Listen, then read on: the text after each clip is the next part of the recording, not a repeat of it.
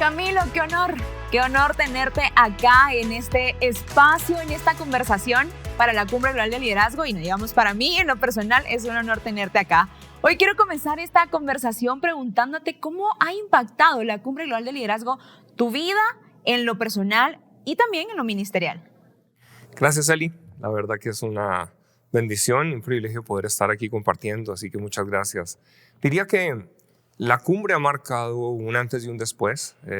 Hay una charla que en una oportunidad escuché a Craig hablando sobre su experiencia cuando estuvo en una oportunidad escuchando atrás a Bill y cómo entendió que el liderazgo era un don y cómo al entender que había un don y que ese don había que ejercerlo y había que atreverse, eso empezó a marcar una diferencia. Y yo puedo decir lo mismo, o sea, el entender eso empezó a llevarme a mí a atreverme, a dar pasos, a mirar, digámoslo así, más allá y a reconocer que había una influencia realmente que Dios había puesto que a veces no la reconocía, o tal vez por los círculos en que uno anda quiere tratar de ser humilde, entonces humildad significa no procurar o no avanzar.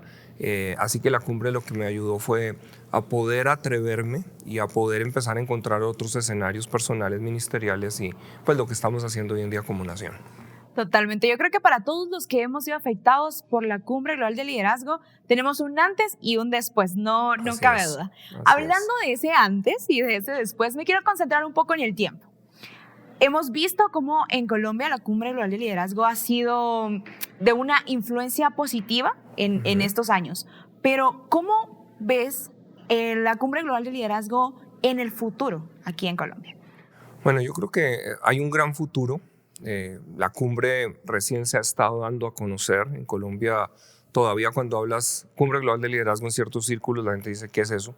O sea, que todavía no es que goce de el reconocimiento nacional, pero ya, digámoslo así, por la gente que ha venido participando y por el efecto que estamos teniendo de influencia en segmentos de, digámoslo así, de la sociedad, en el pastorado y otros, ya la gente empieza a entender que la cumbre está sirviendo como un catalizador y un canalizador de un proceso de transformación. De hecho, estamos trabajando en un plan nacional en donde la cumbre pueda ser una de esas herramientas que pueda ayudar y facilitar un proceso de transformación nacional.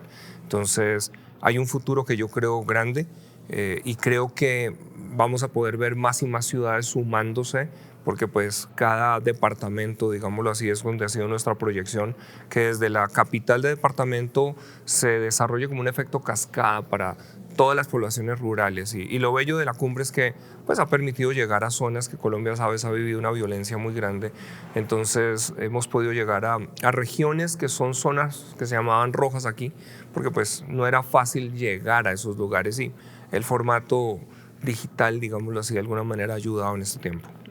Y hablando de esos lugares un poco difíciles de llegar, me gustaría que habláramos acerca de los segmentos o de los estratos, ¿verdad? Las esferas de la sociedad.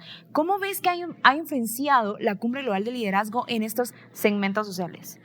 Bueno, estamos trabajando a nivel de la cumbre o a nivel de un grupo de pastores y líderes en un proyecto nacional, lo hemos llamado el Gran Retorno, pero en ese contexto estamos entendiendo que el reino de Dios opera dentro de lo que llamamos unos sectores o esferas de influencia.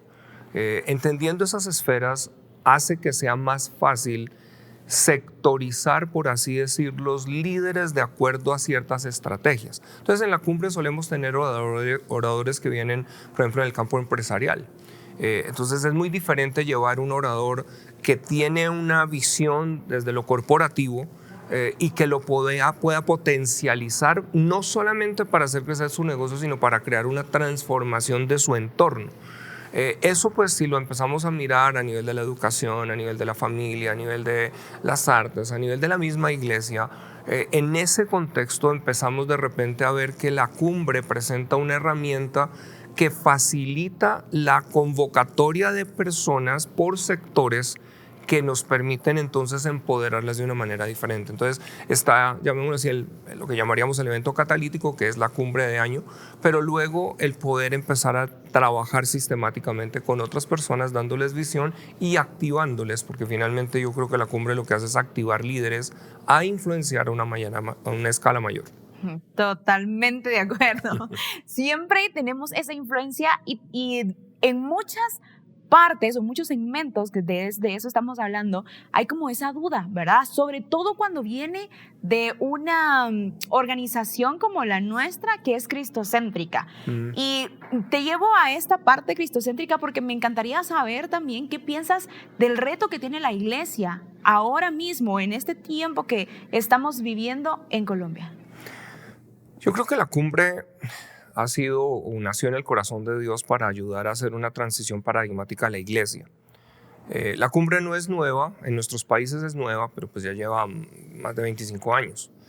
Y en nuestro país puntualmente, hablo de Colombia, la iglesia ha estado rezagada esperando tanto un rapto que no se ha preocupado de influenciar ninguna esfera o ningún sector. En este tiempo que hablaba yo con un pastor que es uno de sus patriarcas colombianos, decía, mira, en mi tiempo yo no mandé a mis hijos a estudiar porque ya Jesús venía.